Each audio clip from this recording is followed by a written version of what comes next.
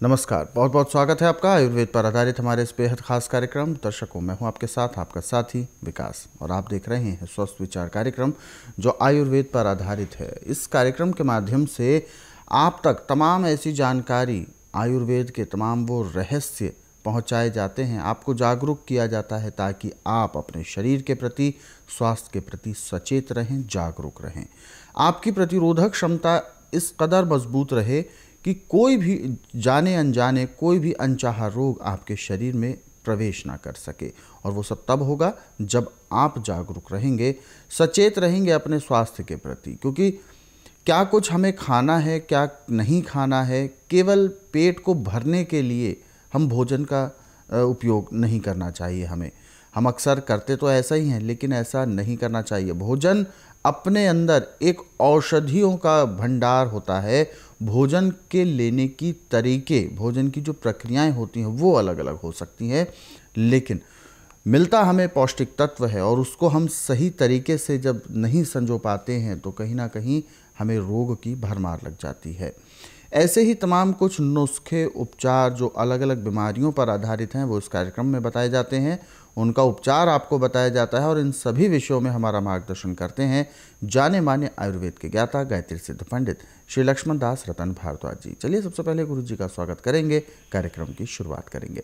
नमस्कार गुरु जी। नमस्कार। दर्शकों, स्वस्थ विचार कार्यक्रम के माध्यम से आप तक बहुमूल्य जानकारी पहुंचाई जाती है, औषधियों के बारे में बताया जाता है, आयुर्वेद के तमाम ऐसे रहस्यों को उजागर किया जाता है जिससे शायद आप आज तक अनभिज्ञ थे।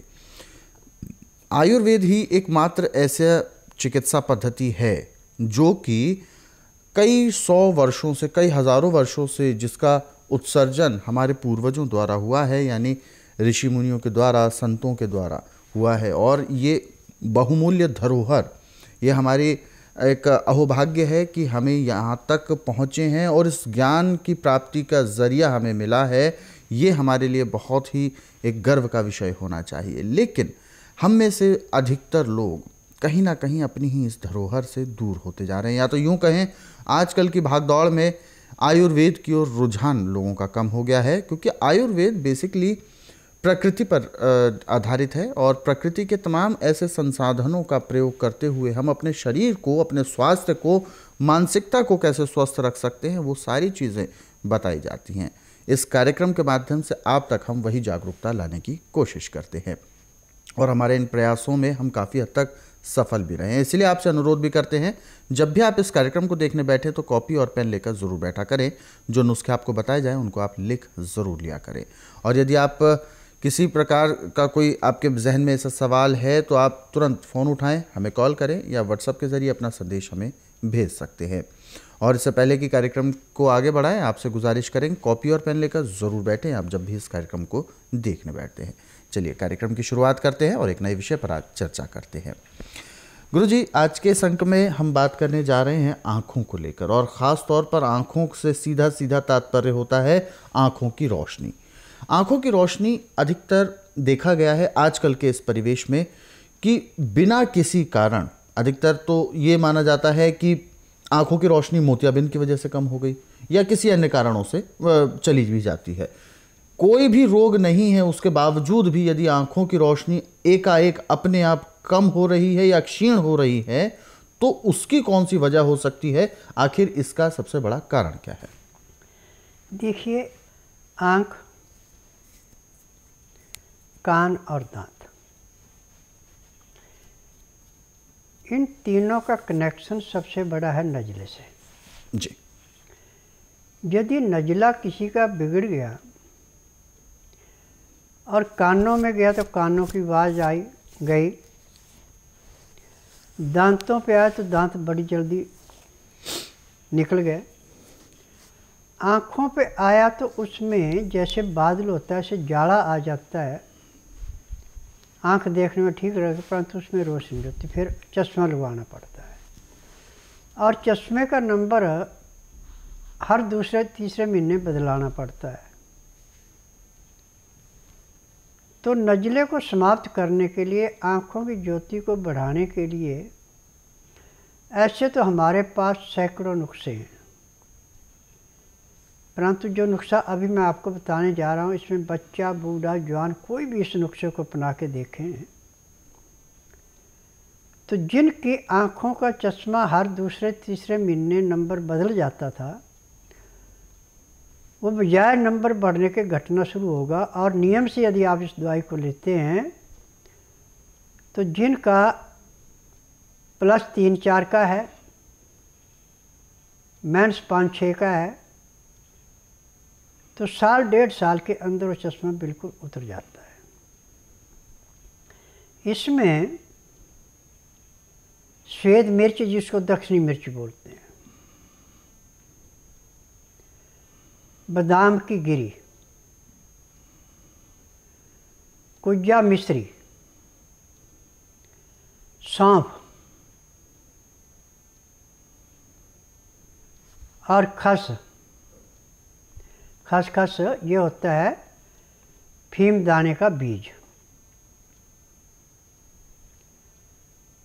और इसके अंदर आप मुनक्का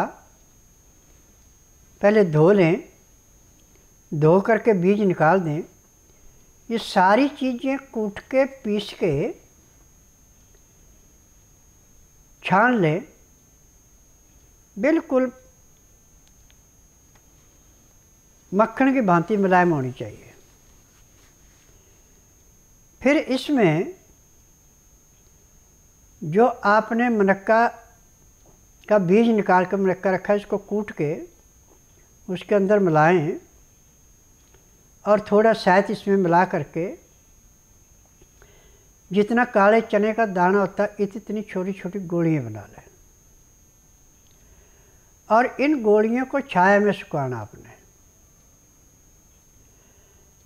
और जब गोलियां सूख जाए तो आप किसी भी डिब्बे में बंद कर दें। 2 गोली सुबह दांतन कूड़ा करने के बाद चूस लें। और आपके पास गाय का या बकरी का दूध है तो पी लें, नहीं तो गर्म पानी पी ले थोड़ा सा। और आँखों में रात को सोती दफ़ा शहद सिलाई से एक सिलाई आँखों में लगाएं और आराम से सो जाएं। तो हर महीने आपका चश्मे का नंबर घटना शुरू हो जाएगा और 1.5 साल में चश्मा बिल्कुल उतर जाएगा। परंतु इसमें आपने चाय, कॉफ़ी, मीट, अंडा, मछली, तली हुई चीज़ें, मैदे की चीज़ें बिल्कुल नहीं लेनी। चीनी से हाथ नहीं लगाना। बिना मसाले का गुड़ खा सकते हैं, गन्ने का रस पी सकते हैं। मूली, गाजर, शलगम सबसे ज़्यादा खाना है सर्दियों में। गर्मियों में खीरा, ककड़ी और तरबूज ये अधिक खाना है।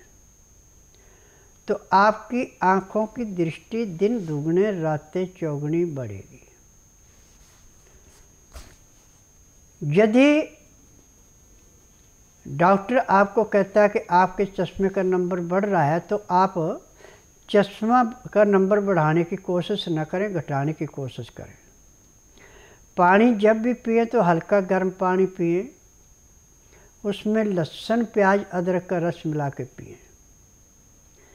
दिन में खाना 10 से 12 के अंदर खाएं। शाम को दिन अस्त होने 1-1.5 घंटा पहले खाना खा लें। खाना खाने के बाद दिन का टाइम है तो आप 10 मिनट घूम करके कम से कम 20 मिनट शवासन लेट जाए। फिर 5 मिनट बाईं साइड लेटे, 3 मिनट दाईं साइड लेटे, फिर उठ के अपना जो भी काम धंधा उसमें लग जाए। शाम का खाना खाने के बाद कम से कम आधा घंटा आपको सैर करनी पड़ेगी। उसके बाद 1-1.5 घंटा आप धार्मिक सीरियल देखें, धार्मिक किताबें पढ़ें, परिवार यार दोस्तों से बात करें। ठीक रात 9 से 10 के अंदर सो जाएं। सुबह 4 बजे उठ करके आधा घंटा कपालभाति करें। कपालभाति करके तर्जनी उंगली और मध्यम उंगली के बीच का एक पॉइंट ऐसे दबाते जाए ये, और दोनों उंगलियों के बीच का दबाना है। तो आपकी आँखों की दृष्टि दिन दुगने रातें चौगुनी बढ़ेगी। फिर उसके बाद 10 मिनट से 15 मिनट तक भस्त्रिका करें, अग्निसार करें 8-10 बार। उसके बाद उज्जयी करें 5-7 बार, ब्राह्मणी करें 20-25 बार, फिर 1 घंटा लोन विलोम करें। उसके बाद यदि आपके पास टाइम है तो मंडूकासन, पवनमुक्तासन, गौमुखासन, शवासन, सर्वांगासन, हालासन, शीर्षासन, इतनी क्रिया आप कर लेते हैं तो आपकी आँखों की रोशनी दिन दुगने रातें चौगुनी बढ़ेगी। हरी सब्जियाँ पत्तेदार ज़्यादा से ज़्यादा खानी। दालें जो भी आपने खानी हैं वो छिलके वाली खानी। इसमें उड़द की दाल, राजमा, श्वेत चने, इनका प्रयोग नहीं करना। सब्जियों में मौसम के अनुसार जो भी सब्जी आपको मिलती है पत्तेदार ज़्यादा से ज़्यादा, और जिनका नरम छिलका वो छिलके के साथ। और सब्जी में छौंक नहीं लगाना कभी भी। सब्जी को उबाल करके उसमें काला नमक, काली मिर्च डाल के, हल्दी डाल के जब खाने लगे तो उसमें लहसुन, प्याज, अदरक की चटनी मिला के खाएं। और यदि आपके पास गाय का घी है तो उसमें गर्म गर्म में जब खाने लगे तो उसमें 5 ग्राम आप गाय का घी मिला सकते हैं। इसमें डालडा घी, वनस्पति, यह जो आर्टिफिशियल आते हैं, ये घी कोई नहीं लेना। इन घियों में ज़्यादातर डालडा ही होता है। उसमें सेंट मिला के खुशबू बना दी जाती है। परंतु यदि आपके पास गाय का दूध होता है तो दूध को आप प्रयोग कर लें, उसकी मलाई इकट्ठी करते जाएं। मलाई से आप घी बना सकते हैं। या आपके पास अपनी गाय है तो उसके दूध की मलाई थोड़े दूध में मिला के, दही जमा के उसको बुलोते हैं, मक्खन निकाल के उसका घी बनाते हैं, तो वो सोने पे सुहागा है। गाय का घी, गाय का दूध पीने वाले की तो ऑटोमेटिकली आँखों की रोशनी दिन दुगने रातें चौगुनी बढ़ती है। अब इसमें चीनी का प्रयोग बिल्कुल नहीं। चाय, कॉफ़ी, मीट, अंडा, मछली, ब्रेड, बिस्कुट, पराठा, ये आर्टिफिशियल चीज़ें बिल्कुल बंद। आटा जो भी आपने खाना, कोई भी ना जो छिलके वाला यानी चोकर वाला, तो ना तो आपको कभी आँखों में रोशनी की कमी पड़ेगी, न कानों में मशीन लगानी पड़ेगी, और ना ही पेट के लिए किसी किस्म की दवाई लेने की ज़रूरत पड़ेगी। आपको रोग ही कोई नहीं होगा। जी, मैं कमलेश मेरा नाम है। मैं सरदारपुर तहसील, जिला धार, मध्य प्रदेश से आया हूँ। मेरे को एलर्जी की प्रॉब्लम सन 2000 से थी। 10-11 साल मैंने पूरे एमपी में, इंदौर में और गुजरात में, अहमदाबाद, बड़ौदा वगैरह घूमा, बहुत इलाज करवाया, कहीं आराम नहीं मिला। फिर मैंने टीवी पे देखा, यहाँ पर आया तो यहाँ पर इलाज करवाया तो बीमारी तो बहुत ज़्यादा थी। पूरा शरीर सूझ जाता, बस्ट होने का, और अंदर से अंदर घबराहट होके और बेहोश हो जाता। उसके बाद फिर यहाँ आके दवाई ली। 2 दिन की दवाई में मुझे 50% आराम मिला। फिर 15 दिन का कोर्स पूरा किया, 100% आराम हुआ।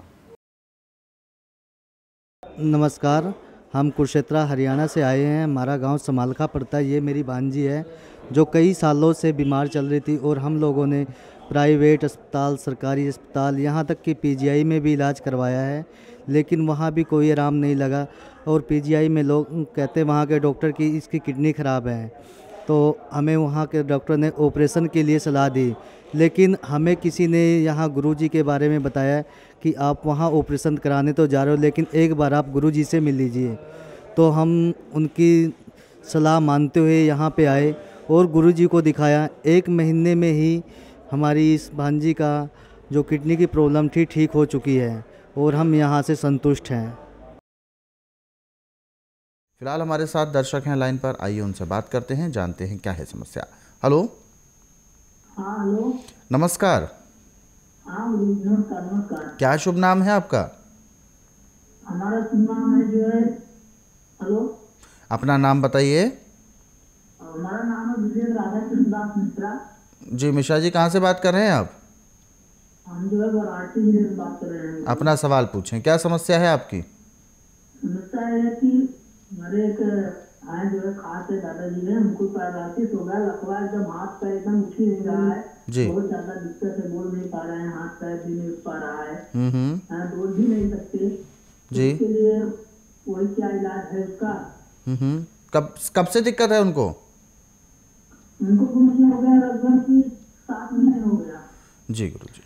देखिए, आप बुधवार छोड़कर गुरुवार से लेकर मंगलवार के बीच में मेरे आश्रम में आइए। जिस दिन आना उस दिन रात्रि 10 बजे तक खा पी के दातन कूड़ा करके बड़ी इलायची मुंह में रख के चूसते रहना। सुबह 9 से 10 के अंदर इनका नामकरण कराना। 10 से 12 में नाड़ी परीक्षण करूँगा। नाड़ी परीक्षण में पैर के तलुए से सिर के बाल तक की MRI, CT scan, x ray, ultrasound, ECG, sonography सब कुछ 5 सेकंड में हो जाए। उसमें जो भी कमी है आपके शरीर में पाई जाएंगे, दवाइयाँ दी जाएंगी। दवाइयाँ खाने की हैं, पीने के, मालिश करने के तेल हैं, आँख में, नाक में, कान में डालने की दवाइयाँ हैं। जब ये दवाइयाँ डालेंगे, मालिश करेंगे और शाम को 3:30 बजे को प्रेशर करेंगे तो उसी दिन आपके नसों के अंदर कम से कम 15 से 20% का आराम आ जाएगा। और यदि आप 1 हफ्ता यहाँ पे रुकेंगे तो अपने आप चलना फिरना, उठना बैठना शुरू कर देंगे। तो बिल्कुल ये समस्या दूर होगी, लेकिन इसके लिए स्वस्थ विचार आश्रम आना है, क्योंकि लकवा जैसी समस्या जिससे शारीरिक तौर पर व्यक्ति बिल्कुल ही एक डिसेबल जैसे हो जाते हैं, बिल्कुल ही शरीर के अंग काम नहीं करते हैं, इन सभी चीज़ों के लिए एक बार उनको लेकर स्वस्थ विचार आश्रम आना है। ध्यान रखिएगा, रोगी के साथ सहयोगी के आने की आवश्यकता होती है, ताकि जो भी उपचार बताए जाएंगे, जो नियम, जो प्रक्रियाएं होंगी, उनको वो सहयोगी के माध्यम से रोगी तक किया जाएगा। तो इसके लिए अधिक कोई जानकारी यदि आप लेना चाहें तो हेल्पलाइन नंबर्स पर कॉल कर सकते हैं। नंबर आपकी टीवी स्क्रीन पर है। और दर्शकों, यदि आप भी इस कार्यक्रम से सीधे तौर पर जुड़ना चाहते हैं तो फ़ोन उठाएं, हमें कॉल करें, या आप हमें व्हाट्सएप के ज़रिए अपना संदेश भी भेज सकते हैं। व्हाट्सएप मैसेज में अपना नाम, उम्र, कहां से बात कर रहे हैं और पूरा सवाल लिखकर भेजें, ताकि आपका मार्गदर्शन आपको प्राप्त हो पाए, आपका सवाल इस कार्यक्रम में लिया जा सके। आगे बढ़ते हैं और अगले सवाल की ओर रुख कर रहे हैं। मनोज गहलोत जी हैं, 32 वर्ष की उम्र है, इंदौर मध्य प्रदेश से बात कर रहे हैं। इन्होंने कहा है इनकी किडनी ख़राब है और हफ्ते में 2 बार डायलिसिस होता है। क्रिएटिनिन का 12 है और हीमोग्लोबिन भी 12 है। एक चीज़ उन्होंने और कही है कि काफ़ी समय से यूरिन बिल्कुल पास आउट नहीं हो रहा है और ये सारी समस्या इनके साथ बनी हुई है। देखिए, डायलिसिस करने से किडनी दिन दुगने रातें चौगुनी खराब होती है, ठीक नहीं होती। किडनी उपचार नहीं है। डायलिसिस जो कराते हैं इसका बिल्कुल भी एलोपैथिक में उपचार नहीं है। और मेरे पास पे इसको ठीक करना ऐसे जैसे खेत में से गाजर मूली निकालना। आप बुधवार छोड़कर गुरुवार से लेकर मंगलवार के बीच में मेरे आश्रम में आइए। जिस दिन आना उस दिन रात्रि 10 बजे तक खा पी के दातन कूड़ा करके बड़ी इलायची मुंह में रख के चूसते रहना। सुबह 9 से 10 के अंदर अपना नामकरण कराना। 10 से 12 में नाड़ी परीक्षण करूँगा। नाड़ी परीक्षण में पैर के तलुए से सिर के बाल तक की MRI, CT scan, x ray, ultrasound, ECG, sonography सब कुछ 5 सेकंड में हो जाएंगे। फिर उसके बाद दवाइयाँ खाने की हैं, पीने की हैं, मालिश करने के तेल है, आँख में, नाक में डालने की दवाई है, और एक मल में जो आपके पेट के ऊपर लगा के, रुई लगा के, और ऊपर से खाकी रंग की सेलो टेप से पट्टी कर दी जाएगी। फिर शाम को 3:30 से 5 के अंदर आपका एक्को प्रेशर किया जाएगा। जब एक्को प्रेशर करेंगे तो उसी टाइम आपकी किडनी में कम से कम 15 से 20% का आराम मिल जाएगा और उस दिन के बाद अब डायलिसिस नहीं होगा और यही किडनी आपकी दोबारा काम करेगी और 2 दिन में आपको खुल के पेशाब भी आना शुरू हो जाएगा। हफ्ते में आपका 2 बार डायलिसिस होता है और इसके अतिरिक्त आपके पास कोई ऑप्शन भी नहीं है, ऐसा आपको लगता है। लेकिन आप बिल्कुल निश्चिंत रहें। एक बार आप स्वस्थ विचार आश्रम आए, आयुर्वेदिक तरीके से गुरु जी के माध्यम से आपका उपचार किया जाएगा और यकीन माने बहुत जल्द आप अपने इस डायलिसिस से तो छुटकारा पा ही जाएंगे। किडनी से संबंधित जो समस्याएं हैं वो बिल्कुल दूर होगी और यूरिन पास जो नहीं होता वो तो आपको जब आप आएंगे तो उसी के कुछ समय में ही आपको असर नज़र आएगा, यानी रिलीफ आपको तुरंत महसूस होगा। अधिक जानकारी के लिए हेल्पलाइन नंबर्स पर कॉल करें और ध्यान रखिएगा रोगी के साथ एक सहयोगी के आने की आवश्यकता है। तो अधिक जानकारी यदि आप लेना चाहते हैं तो हेल्पलाइन नंबर्स पर कॉल करके आप पूरी जानकारी प्राप्त कर सकते हैं। नंबर आपकी टीवी स्क्रीन पर है। एक और दर्शक है हमारे साथ लाइन पर, आइए उनसे भी बात करते हैं। हेलो, नमस्कार, क्या शुभ नाम है आपका? सुमन जी, कहाँ से बात कर रही हैं आप? अपना सवाल पूछें, क्या समस्या है आपकी? जी हमारा ना वायु बहुत बढ़ती है और 20-25 दिन में ना। जी हेलो, हाँ जी, हाँ जी। 20-25 दिन में दर्द बहुत रहता है 2-3 दिन के लिए और वेट में बहुत बढ़ रहा है। अच्छा जी। देखो बेटा, मैं वैद्य हूँ, नाड़िया, और मेरी दवाई मेरे आश्रम के अलावा बाहर नहीं मिलती। टीवी के माध्यम से मैं दवाइयाँ नहीं बेचता। यदि आपने अपने रोग से मुक्ति पानी है तो बुधवार छोड़कर गुरुवार से लेकर मंगलवार के बीच में मेरे आश्रम में आइए। जिस दिन आना उस दिन रात्रि 10 बजे तक खा पी के दातन कूड़ा करके बड़ी इलायची मुंह में रख के चूसते रहें। सुबह 9 से 10 के अंदर अपना नामकरण कराना। 10 से 12 में नाड़ी परीक्षण करूँगा। नाड़ी परीक्षण में पैर के तलवों से सिर के बाल तक की MRI, CT scan, x ray, ultrasound, ECG, sonography सब कुछ 5 सेकंड में हो जाए। उसमें जो भी कमी आपके शरीर में पाई जाएगी दवाइयाँ दी जाएंगी। दवाइयाँ खाने की हैं, दवाइयाँ पीने की हैं, मालिश करने के तेल हैं, आँख में नाक में डालने की दवाइयाँ हैं। यदि दवाइयाँ नियम से लेते हैं, परहेज करते हैं और शाम को 3:30 बजे एक्को प्रेशर कराते हैं तो उसी दिन आपको कम से कम 15 से 20% का आराम मिल जाएगा। 15 दिन की दवाई से आपको 50 से 60% आराम मिलेगा। 1 महीने में रोग टोटली समाप्त हो जाएगा। गुरु जी, आप हमारे स्टूडियो में आए, दर्शकों को कीमती मार्गदर्शन दिया, आपका बहुत बहुत धन्यवाद। नमस्कार। दर्शकों, आप सभी लोग स्वस्थ रहें, निरोगी रहें, सुखी रहें, इन्हीं शुभकामनाओं के साथ हम आपसे लेंगे इजाज़त। अगले अंक में आपसे फिर होगी मुलाकात एक नए विषय के साथ। तब तक के लिए मुझे दीजिए आज्ञा। नमस्कार।